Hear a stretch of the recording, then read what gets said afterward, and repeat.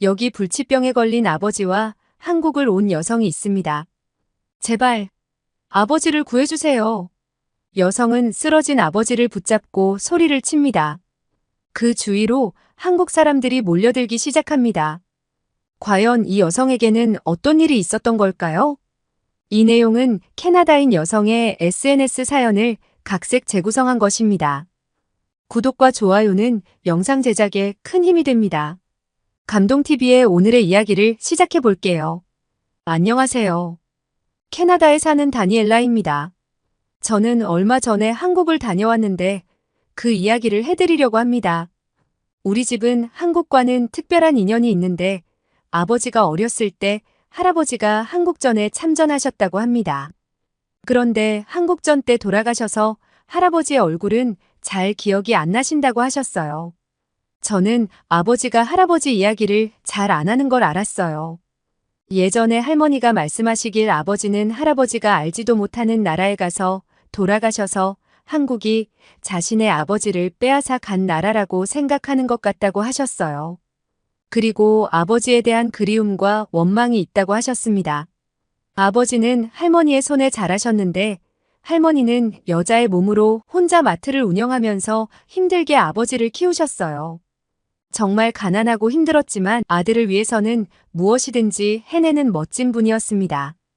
그리고 다행히도 마음씨 좋은 이웃들이 많아서 마을 사람들이 여러 가지를 도와줘서 힘들 때 많은 도움을 받으셨다고 하셨습니다.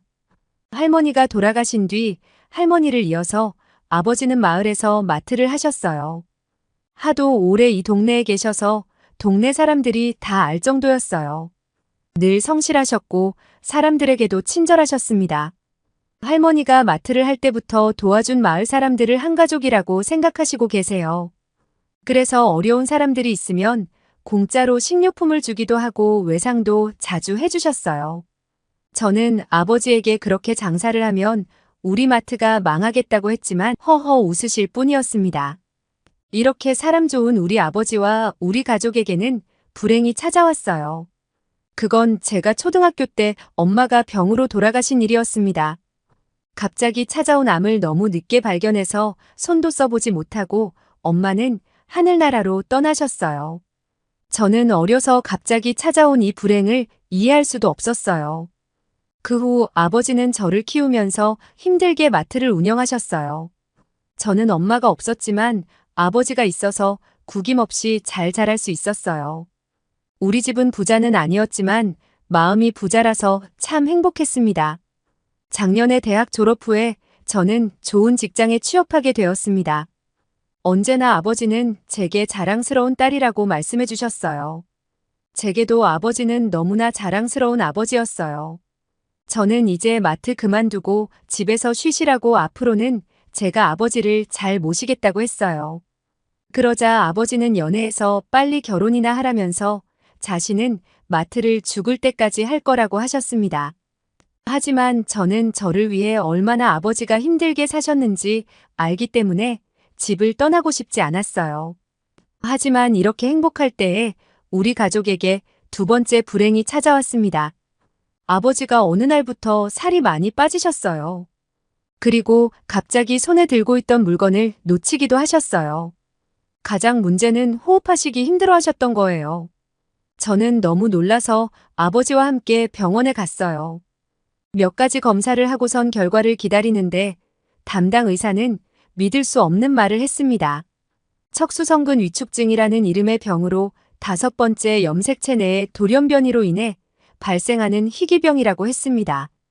척수와 뇌간의 운동신경세포가 손상되어서 전신 근육이 점차 약해지고 위축되게 돼서 몸의 운동 기능이 떨어져서 점점 정상적인 생활이 불가능해진다는 것이었어요. 정말 날벼락을 맞는 것 같은 기분이었습니다. 우리 아버지가 희귀병이라니요. 그래도 의사 선생님은 다행히도 치료제가 개발되어서 치료가 가능하다고 했습니다. 그런데 갑자기 그 다음 말을 망설이셔서 제가 치료제가 무슨 문제가 있냐고 물어봤더니 치료제는 문제가 없는데 문제는 약값이라고 했습니다. 저는 조금 놀라면서 약값이 얼마냐고 물어봤는데 한국 돈으로 25억 원이라고 했습니다. 저는 너무 놀라서네. 하고 다시 물어봤어요. 희귀병은 보통 약을 살 사람이 많지 않아서 치료제가 개발 안 된 경우도 많았습니다. 그래도 치료제가 개발되면 다행이지만 많은 사람이 앓는 병이라면 약값도 그만큼 낮아지는데 희귀병은 사람들이 거의 걸리지 않는 병이다 보니 약값은 상상을 못할 정도로 높은 경우가 많았습니다. 아버지가 걸리신 척수성근 위축증은 졸겐스마라는 약은 한 번 투여만으로 치료가 가능했지만 유전자를 대체해서 치료를 하기 때문에 굉장히 혁신적인 반면 가격이 비쌌습니다. 이 약이 개발되기 전에 있던 약은 연간 4에서 5회를 맞아야 했고 10년 치료 비용은 약 30억에 달했습니다. 그에 비하면 졸겐스마는 싸다고도 할 수 있었습니다. 하지만 정말 부자가 아닌 이상 일반인이 25억이라는 큰 돈이 어디 있겠습니까? 게다가 더 큰 문제는 아버지의 병은 그 희귀병 중에서도 2%에 들 정도로 희귀한 병이라서 이 치료제를 쓴다고 해도 완치가 될지 모르겠다는 것이었습니다. 저는 그 말에 눈물을 펑펑 흘렸고 아버지가 오히려 그런 저를 달래셨어요. 엄마도 병으로 잃었는데 아버지마저 저한테 빼앗아가려 한다니 하늘이 원망스러웠어요. 집으로 돌아온 저는 아버지를 꼭 안아드렸어요. 제가 할 수 있는 게 이런 것밖에 없다는 사실이 저를 좌절하게 했습니다. 평생 저를 위해 고생만 하신 아버지를 이제야 편히 모실 수 있게 되었는데 세상이 원망스러웠습니다. 아버지의 마트를 자주 이용하던 이웃들도 모두 안타까워하였어요. 오랫동안 친절했던 아버지를 잘 아셨던 이웃분들은 우리를 위해 적은 돈이었지만 모금까지 해서 병원비에 보태라고 해주셔서 눈물이 났습니다.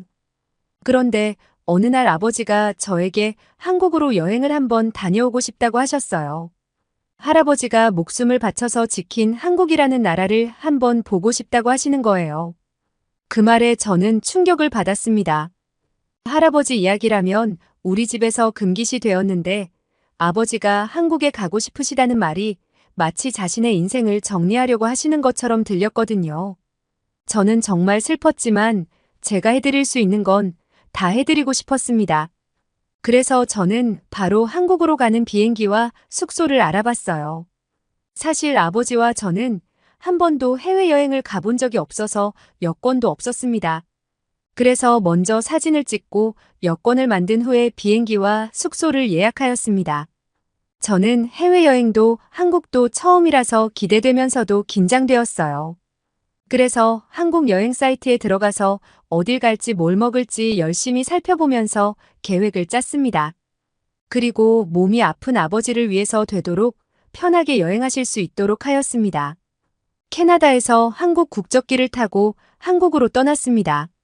아버지는 단단히 준비하시기는 했지만 이따금 호흡이 힘드신지 가슴을 잡으셨어요. 저는 승무원에게 사정을 이야기하고 혹시 따뜻한 물을 주실 수 있는지 물어보았어요. 승무원은 자리로 따뜻한 물을 가져다 주시면서 아버지에게 괜찮으냐고 했습니다. 아버지는 조금은 아픈 모습으로 괜찮다고 하셨어요. 그런데 잠시 후에 그 승무원분과 함께 더 높아 보이는 분이 오셨어요. 저는 무슨 일인가 싶어서 어리둥절하고 있는데 그 남자분은 아버지가 몸이 많이 안 좋으신 것 같으니 좌석을 조금 더 좋은 좌석으로 가시는 게 좋겠다고 했어요. 그러면서 우리 좌석보다 좋은 좌석으로 옮겨주셨어요. 저는 예약할 때 더 좋은 좌석을 예약하고 싶었는데 가격을 보면서 일반석에 비해 너무 비싸다고 한탄하였거든요. 그런데 한국의 항공기에서 이런 친절을 경험할 줄 몰랐는데 너무 감사했습니다. 아버지와 저는 그분들에게 감사하다고 여러 번 말씀드렸어요. 승무원은 우리의 짐을 좋은 좌석으로 직접 옮겨주면서 몸이 아프신 분을 위해 이 정도 서비스는 가능하다면서 웃어줬어요. 그리고 우리를 위해 맛있는 식사도 가져다 주셨는데 아버지와 저는 처음으로 비빔밥이라는 한식을 먹어봤어요. 채소가 많이 들어간 비빔밥에 고추장 양념을 넣어서 비벼서 먹었는데 입맛이 없으시다던 아버지도 맛있게 잘 드셨어요. 저도 정말 맛있고 속이 더부룩한 느낌도 없어서 잘 먹었습니다. 그 예쁜 한국 승무원은 비행 중간중간에 아버지가 괜찮은지 챙겨주셔서 저는 한국에 도착하기도 전에 한국 사람들에게 감동하였습니다. 한국에 대해서 잘 알지 못했는데 인천공항은 대단히 크고 화려하고 멋졌어요. 우리가 출발한 캐나다의 밴쿠버 국제공항보다 너무 좋았고 엄청난 크기에 게이트들도 정말 많았습니다. 입국 심사를 하려고 줄을 서 있었는데 저는 줄이 너무 길어서 아버지가 걱정되었어요. 그런데 놀랍게도 빠르게 줄이 줄어들었고 일처리도 정말 빨라서 좋았어요. 화장실도 너무 밝고 깨끗했고 공항도 미래 세계에 온 것 같은 느낌이 들었어요. 안내를 해주는 로봇이 공항을 돌아다니고 있는 모습에 아버지도 여기가 한국이냐면서 놀라셨어요. 70년 전에 전쟁을 겪은 나라가 캐나다보다도 좋은 것 같다는 생각이 들었어요. 우리는 지하철을 타고 갔는데 공항에서 엘리베이터를 타고 지하로 내려가자 바로 지하철이 연결되어 있어서 무척 편했어요. 처음 온 나라이니 지하철을 타러 가는 게 쉽지 않을 것으로 생각하면서 움직였는데 곳곳에 영어로 된 안내판도 잘 되어 있어서 어디로 가야 할지 잘 알 수가 있었어요. 개찰구로 갔는데 한국 사람들은 교통카드나 핸드폰을 터치하면서 지하철을 타러 들어갔고 우리는 교통카드를 사서 충전했는데 기계에는 영어로도 내용이 나와서 쉽게 충전도 할 수 있었습니다. 지하철이다 보니 아래로 많이 내려가야 했는데 에스컬레이터와 엘리베이터가 잘 되어 있어서 힘들지 않게 우리가 탈 지하철이 있는 층까지 내려갔습니다. 저는 다시 한번 깜짝 놀라게 되는데 한국의 지하철역에는 스크린 도어가 설치되어 있었어요. 캐나다의 지하철에는 스크린 도어가 없었기 때문에 한국의 스크린 도어는 너무 신기하고 안전해 보였습니다. 한국 지하철역도 정말 깨끗하고 좋았습니다. 아버지와 저는 함께 지하철을 탔어요. 한국의 지하철 차량은 최신식이라서 조명도 밝고 좌석도 넓고 지하철 자체도 좋았습니다. 또 놀란 점은 의자에 색깔이 칠해져 있었는데 노약자를 위한 좌석이 있었고 분홍색의 임산부를 위한 좌석도 따로 있었습니다. 게다가 그 의자들은 비어 있다는 것도 너무 놀라웠어요. 한국의 약자를 위한 배려와 그 자리를 비워둔 한국 사람들의 시민의식이 뛰어나다는 걸 느낄 수 있었습니다.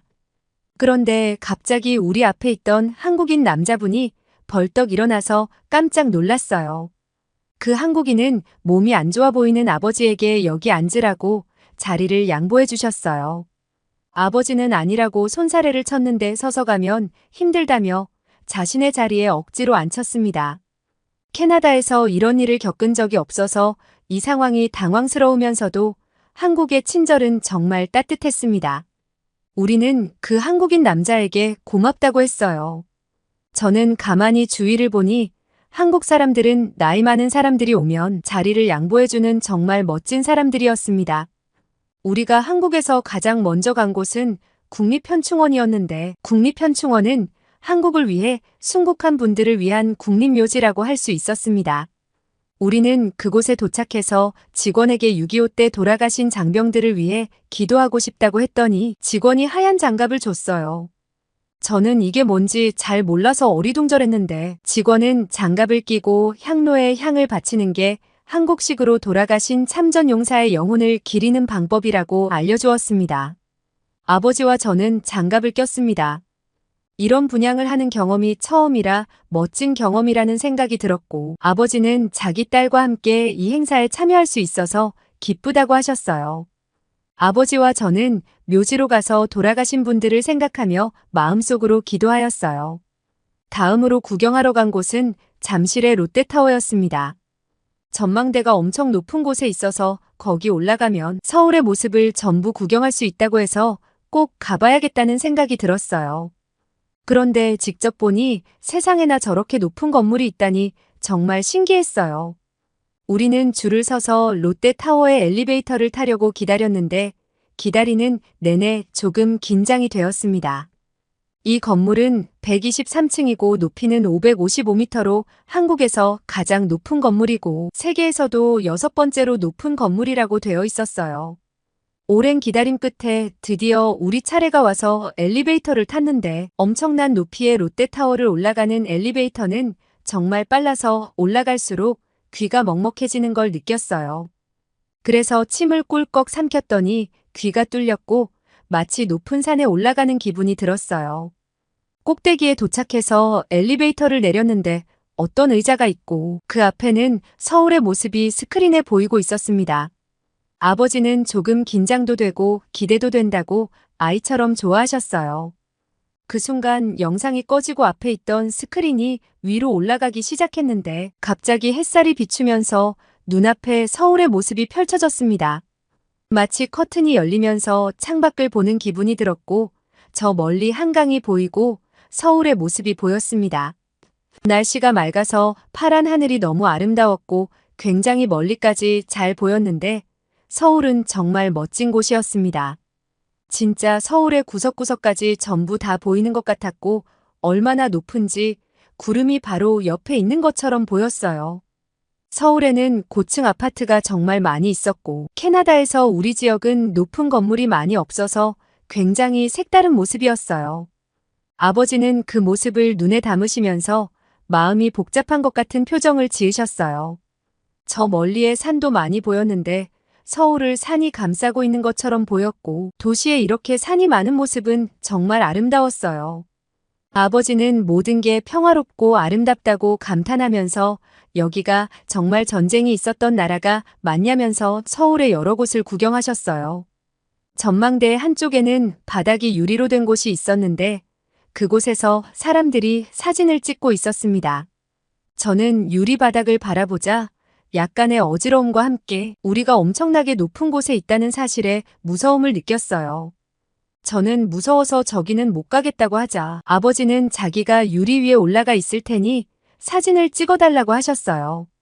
저는 아버지에게 너무 용감하다면서 웃으면서 그 모습을 찍어드렸어요. 아버지는 정말 즐겁게 웃으셨습니다. 우리는 전망대의 카페에서 음료를 마시면서 이야기를 나눴어요. 아버지는 여러 가지 한국에 관한 기사를 보면서 인상 깊었던 제목이 있었는데 그것은 바로 한강의 기적이라고 쓰여 있는 제목이었다고 했습니다. 그런데 이렇게 높은 곳에서 서울을 보니 왜 그런 제목이 있었는지 알겠다고 하셨습니다. 한국 전쟁을 겪으면서 과거 한국은 몹시 가난한 나라였고 50년대의 한국은 아무것도 없는 상태였다고 합니다. 하지만 그 상태에서 점점 발전했고 짧은 시간 안에 이 모든 것을 이룩해낸 것입니다. 아버지는 어렸을 때는 자신의 아버지를 빼앗아간 한국이 미웠다고 했습니다. 하지만 이렇게 발전한 모습과 친절한 한국 사람들을 만나보니 한국이라는 나라를 전쟁에서 구한 아버지가 자랑스럽다는 생각이 든다면서 눈시울을 붉히셨어요.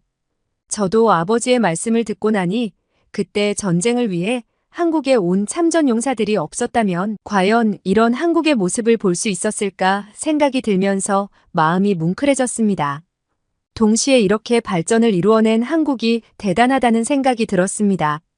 우리는 전망대에서 내려와서 쇼핑몰의 여러 곳을 구경했는데 정말 멋진 곳도 많았고 예쁜 카페도 가득했어요.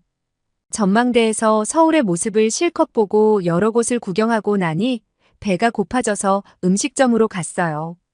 제가 한국 여행 사이트를 찾아보다가 아버지가 좋아하실 만한 음식을 찾아봤는데 삼계탕이라는 음식을 발견하였습니다. 삼계탕은 닭 안에 찹쌀과 인삼, 마늘과 한약재를 넣고 푹 삶아준 요리였는데 소화가 잘 안 되는 아버지도 먹기 쉬울 것 같았어요. 삼계탕을 시켰고 드디어 기대하던 음식이 나왔습니다. 삼계탕은 정말 부드러워서 닭뼈에서 잘 떨어졌어요. 그리고 점원이 알려준 대로 닭고기를 간장에 찍어 먹었는데 너무 맛있었어요. 아버지도 이렇게 부드러운 닭 요리는 처음이라면서 국물도 너무 맛있게 드셨어요. 안에 찹쌀도 부드러워서 잘 넘어간다고 좋아하시면서 드셨습니다. 아버지가 좋아하시는 모습을 보자 삼계탕을 먹으러 가기로 한 제 선택이 잘한 것 같아서 기분이 좋았어요. 맛있게 식사를 한 후에 우리는 숙소로 돌아가기 위해 지하철역으로 향했어요.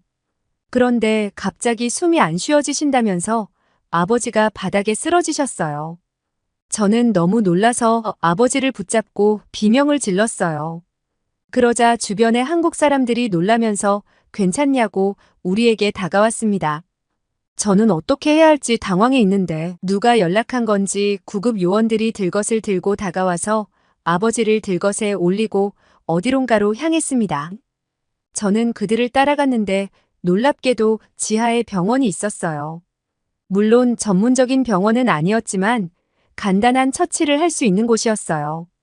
의사 선생님은 아버지에게 산소호흡기에 마스크를 씌우셨어요. 그리고 아버지가 어느 정도 안정이 되자 구급차를 타고 큰 병원으로 가게 되었습니다. 아버지는 병원에 도착하여 여러 가지 검사를 받았어요. 저는 구급차를 같이 타고 한국의 병원에 도착했는데 병원이 너무 커서 규모에 놀랐습니다. 그런데 병원의 검사 기계들을 보고 더 깜짝 놀랐는데 캐나다에서도 보지 못했던 검사 기계들이 굉장히 많이 있었어요. 한국의 의료 수준이 이렇게까지 좋을지 몰랐는데 저는 너무 놀라서 입을 다물 수가 없었습니다. 저는 혹시 몰라 캐나다의 병원에서 받은 서류와 기록을 핸드폰에 저장해 왔는데 그걸 의사 선생님에게 보여드렸어요. 한국 병원에는 다행히도 영어를 잘하시는 선생님들이 많이 있었습니다. 의사 선생님은 아버지에게 여러 가지 검사를 한 자료와 캐나다에서 받아온 기록을 꼼꼼히 보셨어요. 그러고는 조금 의아하다는 표정을 지으셨어요. 아버지는 척수성 근육 위축증은 아니라면서 비슷한 증상을 나타내는 다발 신경병증이라고 말하였습니다. 저는 그럼 그 병은 어떻게 치료할 수 있냐고 혹시 또 약이 무척 비싼 거냐고 물어봤어요. 척수성 근육 위축증의 경우는 유전자에 문제가 있어서 치료가 힘들고 약도 너무 비싸지만 아버지의 경우는 면역계를 억제하는 약물이나 혈장을 교환하는 방법으로 치료할 수 있다고 했습니다. 저는 낯선 나라에서 아버지를 치료하는 게 걱정이 되었고 캐나다가 더 선진국이라고 생각했습니다. 그래서 캐나다의 병원에서 설마 오진했을까 싶었지만 작은 희망이라도 잡아보고 싶어서 한국에 기대를 걸어보기로 했습니다. 아버지는 입원 후에 약물 치료를 하셨고 한국의 한의학 치료도 병행해서 근육의 통증도 줄이고 몸의 체질에 맞춰서 여러 가지 치료도 함께 했습니다. 그리고 조금씩 좋아지는 게 눈으로도 보일 정도였어요. 몸 상태가 좋아지고 숨 쉬는 것도 힘들어하지 않으셨어요. 그리고 소화도 예전보다 잘 된다면서 음식도 잘 드셨어요. 한국 여행 계획보다 훨씬 병원에 오래 있긴 했지만 하루가 다르게 좋아지는 모습에 저는 너무 행복했습니다. 그리고 캐나다의 병원보다 한국의 의료 수준이 뛰어난 것을 인정할 수밖에 없었습니다. 그러나 병원비를 내야 할 시간이 오자 걱정이 되었어요. 물론 25억이나 하는 주사를 맞아야 했던 건 아니니 괜찮을 거라고 생각은 했습니다. 하지만 청구서를 받아든 저는 너무 어이가 없어서 원무과 직원에게 화를 냈습니다. 이게 정말 제대로 된 청구서냐고 말했습니다. 그러자 직원은 다시 확인 후에 이 금액이 맞다고 말해줬습니다. 저는 이렇게 청구 금액이 적을 것이라고는 생각 못했는데 한국의 의료비는 정말 쌌습니다. 캐나다도 의료 체계가 잘 되어 있어서 병원비가 쌌는데 한국은 의료기술도 좋았는데 의료비도 너무 쌌습니다. 외국인인 우리에게는 의료보험이 적용되지 않았는데도 말입니다. 아버지도 청구서를 보시더니 믿으시지 못하시는 것 같았어요. 아버지와 저는 한국에서 준 진단서와 의료 서류들을 가지고 캐나다로 돌아왔습니다. 한국 병원에서는 혹시 캐나다로 돌아갔을 때 몸이 안 좋으면 이 진단서를 보여주고선 치료를 받으라며 친절하게 알려주었습니다. 아버지는 돌아가는 비행기에서 자신은 미래를 포기하고 치료를 포기했다고 하셨어요. 그리고 얼마 안 남은 자신의 생을 마감하면서 마지막을 한국을 한번 보고 싶었을 뿐인데 이런 기적 같은 일을 겪게 될지 몰랐다고 말씀하셨습니다. 이건 마치 돌아가신 할아버지가 자신의 목숨을 구하려고 한국이라는 기회를 준 것 같다고 하셨습니다. 아버지는 다시 마트를 여시고는 오는 사람마다 붙잡고 아버지의 목숨을 구해준 한국을 홍보하고 계세요. 한국이 얼마나 대단한 나라인지 선진국인지에 대해서도 열성적으로 설명을 하시는 모습을 보면서 저도 그 말에 동의했습니다. 이웃 사람들은 한국에 갔다가 병이 나아서 온 아버지를 환영해 주셨고 다들 한국이 대단한 나라라는 걸 알게 되었어요. 그리고 이번에는 아버지가 아프셔서 한국 여행을 마음껏 하지 못했는데 다음에는 더 많은 곳을 가보기로 약속하였습니다. 우리 가족에게 새로운 삶을 준 한국에 너무 감사하고 있습니다. 친절했던 한국분들 정말 감사합니다. 저의 이야기는 여기까지입니다. 여러분 다니엘라 씨의 이야기 어떻게 보셨나요? 캐나다에서 불치병을 진단받고 마지막으로 한국에 여행하러 온 다니엘라 씨와 아버지는 한국의 높은 의료 수준 덕분에 제대로 된 진단과 함께 병을 치료할 수 있었습니다. 그리고 한국 사람들의 친절함과 발전한 한국의 모습에 감동하였다고 하네요. 다니엘라 씨와 아버지가 더 행복할 수 있기를 빌게 되는 마음이 뭉클한 사연이었습니다. 감동TV는 감동적이고 재미있는 사연을 기다리고 있습니다. 다음에도 재미있는 사연으로 찾아뵙겠습니다. 시청해주셔서 감사합니다.